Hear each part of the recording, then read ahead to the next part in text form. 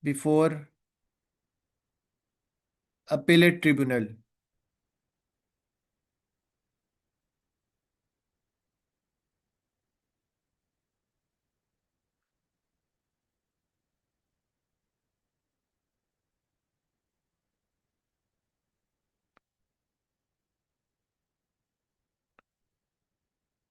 अच्छा, वुमेन की seats minimum reserve national assembly में 60 हैं, मिनॉरिटीज़ की 10 है, ये वैसे ही पता होता है।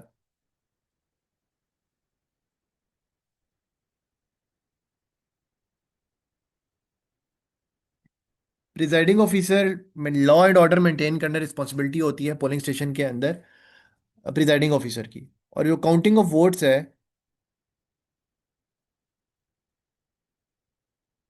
प्रिजाइडिंग ऑफिसर के अंडर फिर पोलिंग ऑफिसर्स होते हैं ना।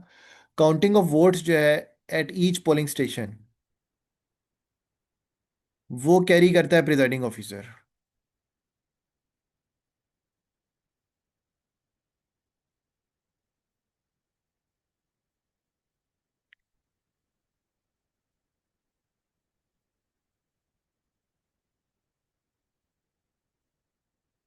बैलेट पेपर अकाउंट एक स्टेटमेंट होती है जो प्रिजाइडिंग ऑफिसर ने शो करनी होती है in form ballot paper account. Ballot paper account के अंदर ये बताना होता है कि कितने पेपर्स रिसीव हुए थे, मतलब उस पोलिंग स्टेशन पे आए थे। इशूड, मतलब इशूड का मतलब है जो वोटर को दे दिए गए। और रिमेनिंग मतलब 500, फॉर इंस्टेंस एक पोलिंग स्टेशन पे वोट था, 400 लोगों ने वोट कास्ट किया, 100 ने नहीं किया, तो 400 इशू हुए। उस 400 इशू के अंदर ही फिर किसी ने किस किस को वोट किया, किसी ने शेर पे लगाया, किसी ने तीर पे लगाया, किसी ने पतंग पे लगाया, मिसाल के तौर पे। तो वो इस तरह से किसी ने किताब पे लगाया। तो वो जो आपका जो आएगा वो रिसीव्ड इशूड रिमेनिंग, वो आपका बैलेट पेपर अकाउंट के अंदर वो इशूड के अंदर से फिर आगे डिवीजन है, फिर कितने रिजेक्ट हो गए वो सारे हैं। रिमेनिंग ये है कि जो ballot paper safe and sound बच गए हैं, वो उसने वापस देने। तो ये बैलेट पेपर अकाउंट के अंदर ये चीज़ प्रेजेंटिंग ऑफिसर ने मेंशन करनी होती है।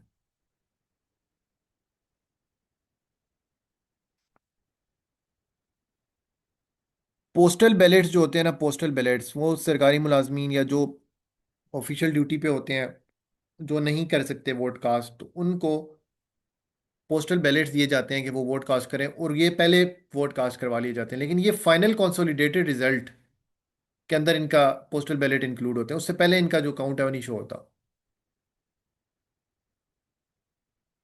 ये सिर्फ फाइनल कंसोलिडेटेड रिजल्ट के अंदर आते हैं।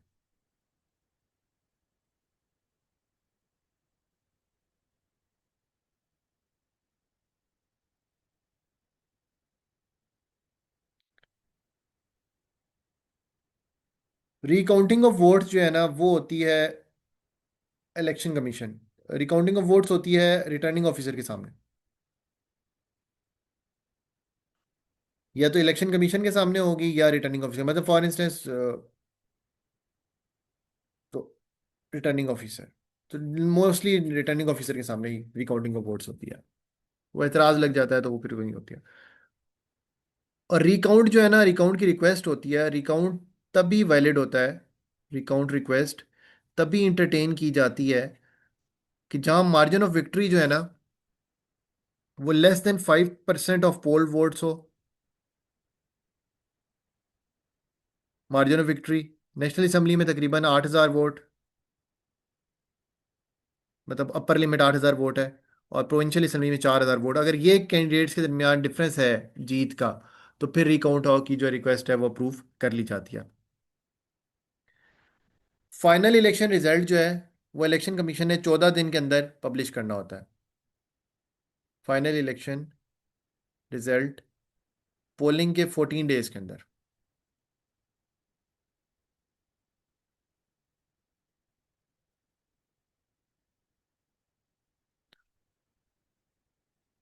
ठीक है। बैलेट पेपर जो है वो पब्लिक इंस्पेक्शन के लिए ओपन नहीं है under section 100। Ballot papers public inspection नहीं हो सकती इनकी।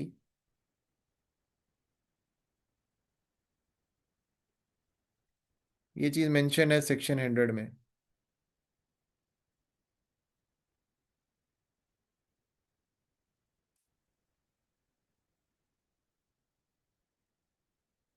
Petitions related to election result, जैसे मैं बताया इलेक्शन ट्रिब्यूनल्स में जाती हैं। ये साथ जो मैं ओरली बता रहा हूँ, ये चीज़ें लिखते रहिएगा साथ साथ। इलेक्शन कमीशन जो है हर कॉन्स्टिट्यूंसी के लिए एक आरओ होता है।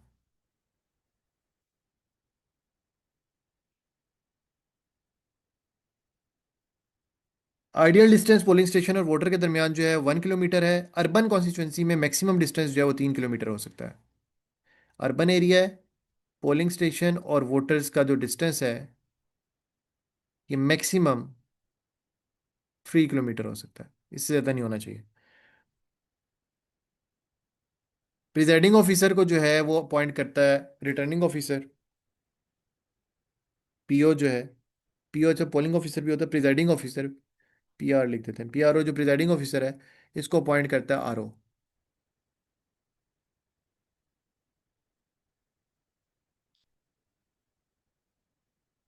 अगर एक्सीडेंटली बैलेट पेपर स्पॉयल हो जाता है, वोटर जो है ना, दो तरीका है। एक होता है कि इंटेंशनली वोटर ने स्पॉयल किया बैलेट पेपर, या अगर एक्सीडेंटली स्पॉयल हो जाता है, स्पॉयल कर देता है वोटर, एक्सीडेंटली स्पॉयल करता है बैलेट पेपर को, तो फिर क्या होगा, उसको अनदर बैलेट पेपर मिल जाएगा।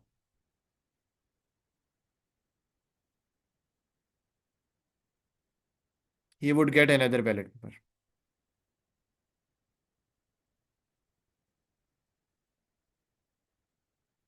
ठीक है। और स्क्रूटनी, काउंटिंग ऑफ वोट्स,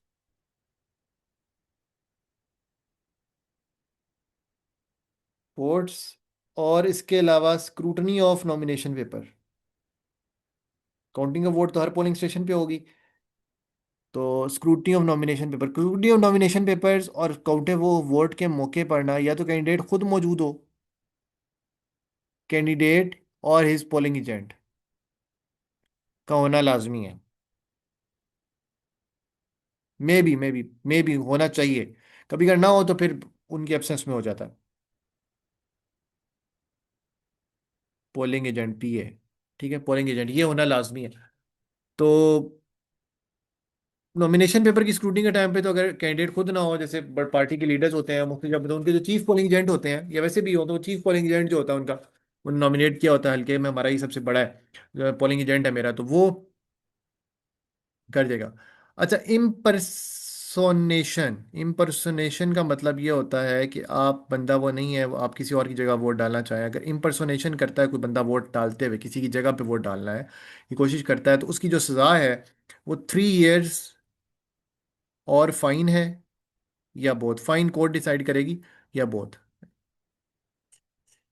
इसकी सज़ा, इम्पर्सोनेशन की सज़ा।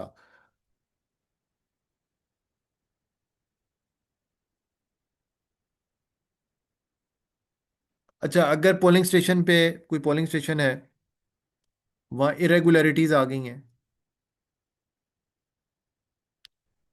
या क्या हुआ है कि वायलेंस हो गया है, तो रीपोलिंग का ऑर्डर दे सकता है election commission.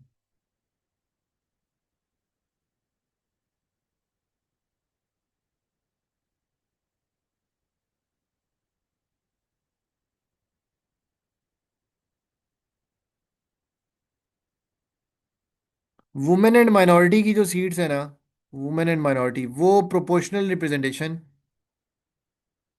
PRS, proportional representation system के तहत ऑन पार्टी लिस्ट पे होती हैं।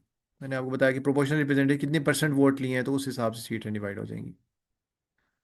जैसे पंजाब की वुमेन की तकरीबन 31-32 सीटें बनती हैं, और अगर एक पार्टी ने 60% सीटें ली हैं, तो उसका मतलब ये है कि उसको 21 सीटें पंजाब की वुमेन की नेशनल असेंबली में वो दे सकते हैं। नॉमिनेट कर, नाम तो 31 ही देंगे वो, लेकिन उसमें से जो टॉप 21 होंगे वो इलेक्शन कमीशन ऑटोमेटिकली नोटिफाई कर देगा।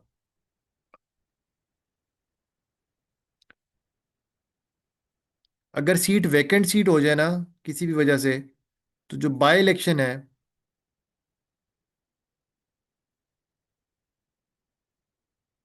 वो 60 दिन के अंदर होना है, with in 60 days. Nomination papers,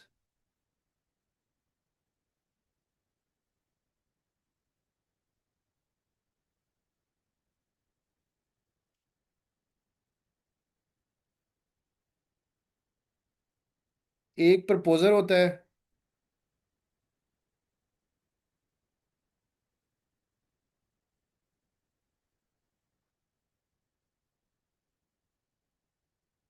एक सेकेंडर होता है। स्क्रूटनी जो है वो scrutiny of nomination papers.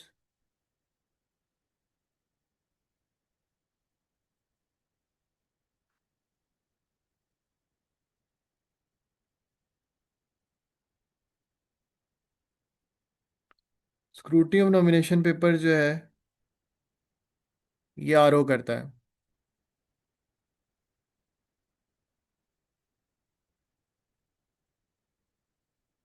Symbol allotment RO करता है कैंडिडेट्स को हर हल्के के। अब उसमें ऐसा होता है ना कि कुछ तो मतलब जो पार्टीज के वो है वो तो इलेक्शन कमीशन के रजिस्टर्ड आ जाते हैं, वो तो एज इट इज जारी पता वो कर देता है। बाकी आज़ाद उम्मीदवार भी खड़े होते हैं ना, तो वो फिर एक ऑफिशियली सरों का अलॉटमेंट आरओ ही करता है हर हल्के में। हर हल्के में इंडिविजुअल बैलेट असाइन होता है। अब पार्टी के पीछे चार चार पाँच पाँच लोग खड़े होते हैं, तो उनमें से जो फिर ऑफिशियल पार्टी देती है भाई ये हमारा बंदा है इसमें, तो उसको पार्टी का जिसके पास वो टिकट होता है, तो उसका जो है वो प्रॉपर सिर्फ और सिर्फ उस हल्के के अंदर शो होता है।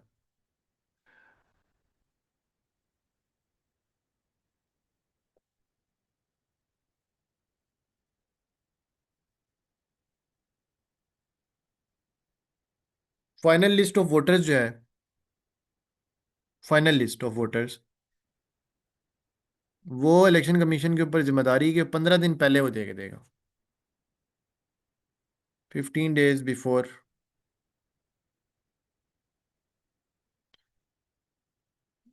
Election polling. ठीक है।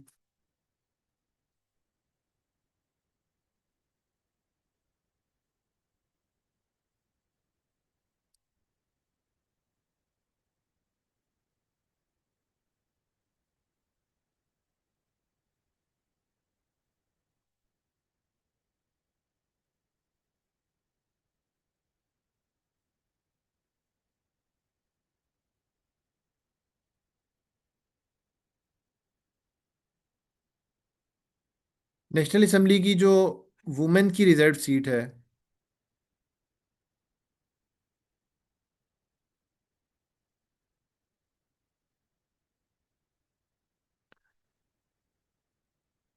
उसमें प्रोविंस जो है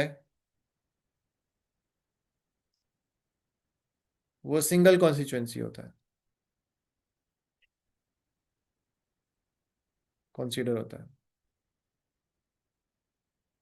ठीक है।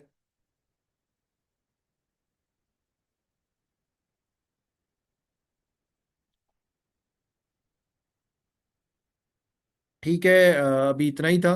सो फॉर इंस्टेंस बाकी फर्दर और एमसीक्यूज के लिए जो है स्टे कनेक्टेड। और अगर आपको कंटेंट पसंद आया तो काइंडली चैनल को लाइक कर दीजिएगा, और चैनल को सब्सक्राइब, वीडियो को लाइक और बेल आइकन को प्रेस करना नहीं भूलिएगा जी। अल्लाह हाफिज़।